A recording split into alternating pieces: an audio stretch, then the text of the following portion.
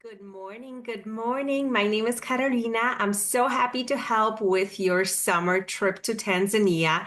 I already received some beautiful availability for you, so I wanted to jump on here, go through the PDF with you, kind of tell you how everything works. That way you can jot down questions, let me know what works, what doesn't. We can tweak it until it is perfect, but let me show you what we can do for the dates that you provided. So you could see my PDF here. I'm sending this to you as well so you can tag along. And so I used the dates that you gave me, June 12th and then flying home June 22nd. And I based my itinerary around those dates, around what's available, and of course, around the parks that I think you should visit because Tanzania has so many amazing places, but there are some highlights like the Serengeti, like the Ngorongoro crater. So we have all of that on the itinerary for you.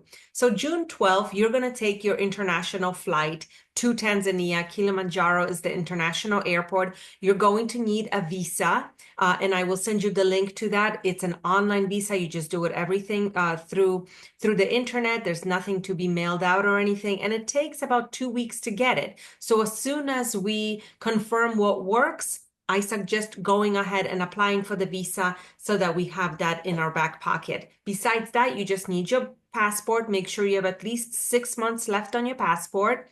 And there are no vaccinations needed unless you have been to a yellow fever affected country in the last few months. So let's discuss where you've been and I will let you know if you need anything else. But besides that, very easy to travel to Tanzania. So once you arrive on June 13th, we will have my team pick you up. So big sign, your family's name on it, and we will take you to a lodge in Arusha nearby the airport simply because it's a really long flight. The parks are hours away and we don't want to have you driving many hours after flying so many hours. So we will just go to Arusha's Kili Villa. They have a multi-bedroom villa for a family where you can rest. So if you arrive late at night, great, we'll just go to sleep. You have a beautiful place to rest, a nice breakfast in the morning, and we can be ready for safari. Or if you arrive, 3 p.m., 4 p.m., then we can hire the chef to come in and cook dinner for you. You can enjoy the pool. You can really unwind, prepare, for your big part of the trip, which, you don't want to go right into safari because that's the big part of the price. So you want to be rested for it. You want to you want to remember it. So that's why we have this one night here. Once you are rested and ready to go on June 14th, your private ranger will pick you up in your safari vehicle. And I put the photo here so you understand what vehicles look like throughout the trip. So this ranger will stay with you for the next 5 days. He will be with this car. This is private just for you. They are fantastic. The rangers actually, to me, make the trip. And we will start heading out to the Tarangire National Park. Tarangire National Park is the closest one to Arusha. It's between 2.5 to 3 hours away, but the drive there itself is a game drive. So you're going to see wildlife. There's no fences in Tanzania. So it's quite exciting right off the bat as soon as you leave Arusha. Of course, all your meals are included on this trip, and you can see BLBLD. That stands for the meals that I've already included for you. So we will make sure that you arrive to the lodge by lunch so you can enjoy lunch. And then all of your safari activities are done with your private ranger. So even though you're going to be at a lodge, the ranger will be nearby. You're going to do morning, afternoon game drives. He's going to have a lot of things set up for you that are extra special, such as sundowners. So sundowners is a very special celebration every day in Africa, throughout Africa. And so that is just having a lovely drink, some snacks, and watch the sun go down. So you will see that throughout the trip, but we will arrange it as a welcome for you on that first day. And so in the Tarangire Park, we will spend 3 nights here at the Mipongo Ridge Lodge. It's an amazing property, amazing location. We have 2 suites for you, one double and one triple. So the triple will be 3 separate beds. So let me know if that works, or if you want one double and a single, whatever it is, let us know. And we will speak to the lodge to make sure that it is arranged for you. The lodge includes everything from your drinks to your meals to your activities inside the lodge, beautiful pools, locations.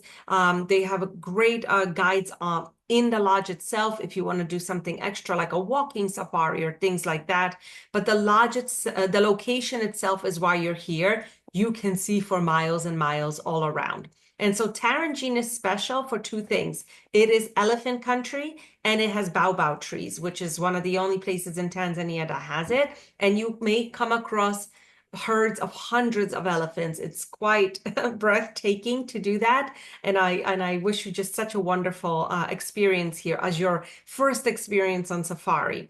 I like to make the itinerary where you're not just in a car going on game drives, that you do other things, that you have an interaction with local communities. So throughout Tanzania, there are Maasai villages, including in Tarangine. So what we do here at State Adventures is we always donate supplies either to a local community, to a local school. Sometimes we make desks, sometimes we bring school supplies. So in the Tarangine National Park, there is a village with a little school. And so your family can go learn about the village, learn about what it's like to live in the bush, which is super interesting. You will learn all about how they just eat milk and meat and nothing else that doesn't come from their cattle.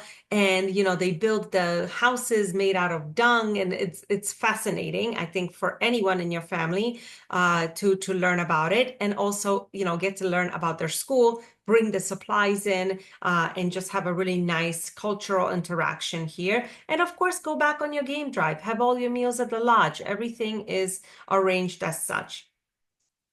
And then from Tarangine Park, we will, on our third night, sorry, one more thing. On the third night, we're going to arrange dinner under the stars. So that's just something extra, a little bit for you to have special. Maybe here we can have a cake, have a graduation, little celebration. Let me know and we will arrange it. I thought that this was a really special place to do that.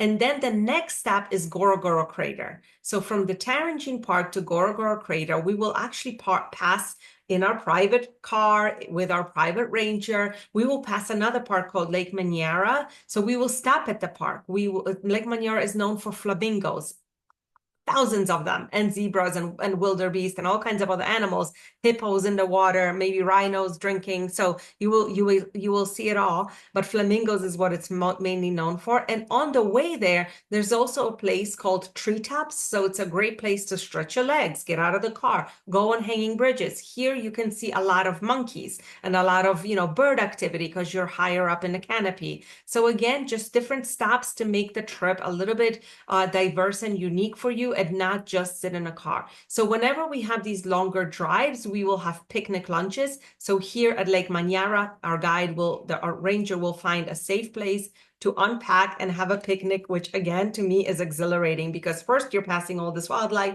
and then you're getting out of the car and having a little picnic, which is wild.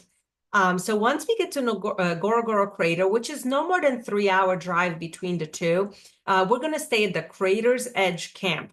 This is an unbelievable location. Again, an unbelievable camp.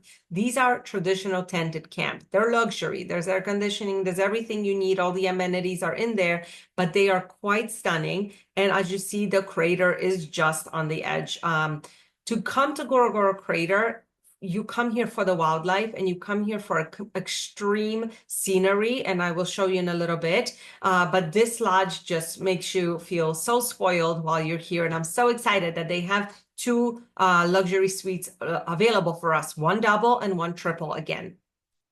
So the reason you come to the crater, and so here is a view from inside the crater. So the lodges are up here on the ridge. That's why it's called Camp's Edge or Camp's Ridge Edge. And then you drive down in the morning with our ranger all the way to the bottom. You descend into the crater. It is fantastic. The scenery, the colors, the lagoons, the hippos bathing, the lions hunting, they're all kind of in this bowl. So there is nowhere to hide for the animals, but they still live here. And it's such a magnificent experience. You're going to spend most of the day here. You're going to have a hot picnic lunch out here, really beautiful. This was one of my favorite meals when I go to Tanzania, the Ngorongoro Crater meal, because you're just surrounded by wildlife and you're having your picnic. So it's really beautiful.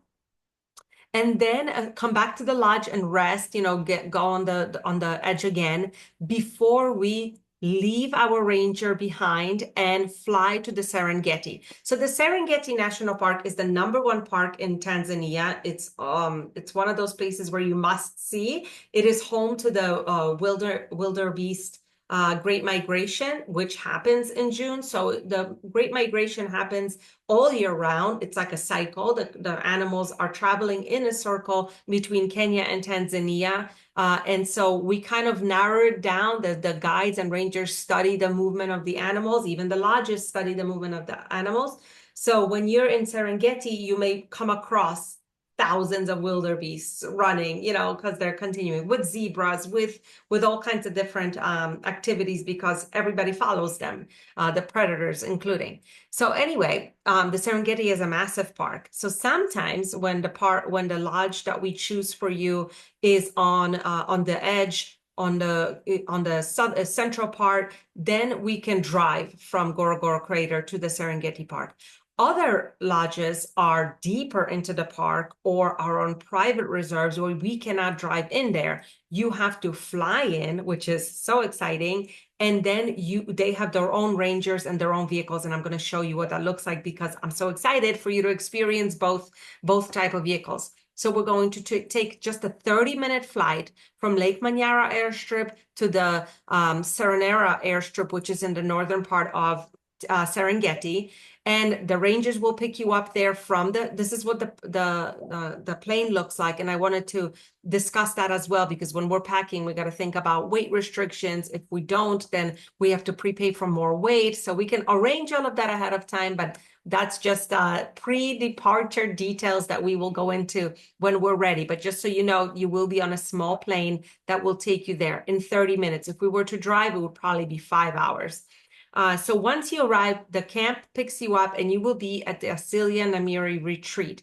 This is a uber luxury place. It is so fantastic. And the reason I included it because they have a 2-bedroom family suite that is still available. So this is actually the inside of the suite. This is the double room here. And then through this little hallway is a triple room. So all 5 of you will have this massive tent. I wish I put a picture of the tent from an aerial point of view. I'll try to find it for you. It includes everything you need. The whole idea to be in the Serengeti National Park is this is cat country. So lions, cheetahs, leopards, you will see them all. This is why we're here to check that off your list.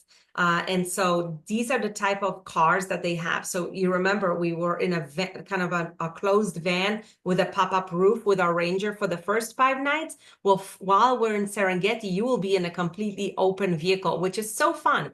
Why are we allowed to do that here? Because we're not going to be on dusty roads for 2 to 3 hours a day on game drives. We're going to be on the private reserve around Asilia, and we can come back for lunch, come back for for breaks and snacks. So you never are in a car for many, many hours. And that way and then they don't go as fast because they're not on a road. They're out in the bush. So you can be completely exposed. It's not going to bother you with the dust and the sun. So, and they give you blankets and hot water bottles to keep cozy in the morning on the sun, on the game drives.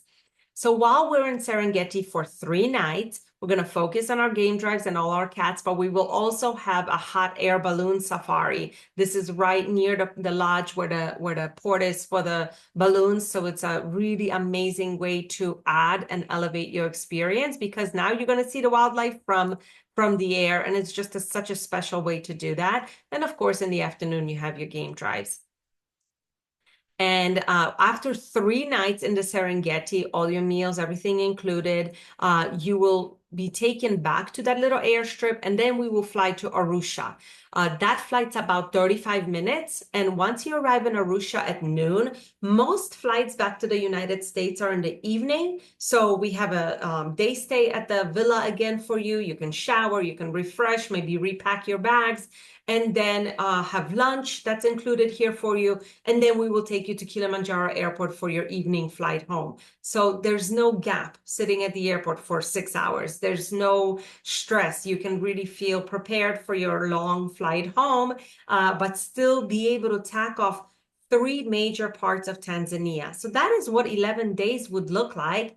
I'm going to stop sharing. Thank you so much for listening. I had so many details here. I'm sorry if I kept you on for too long. Let me know your thoughts. Share it with the family. If things don't work, like if you want to shift the dates, I will check different availability. If the trip is too busy and you want to shorten it to maybe two parks with longer nights there, let me know. I'm here to help. I'm so excited that this is what you chose to do for your graduation trip. So happy travels. Thank you so much.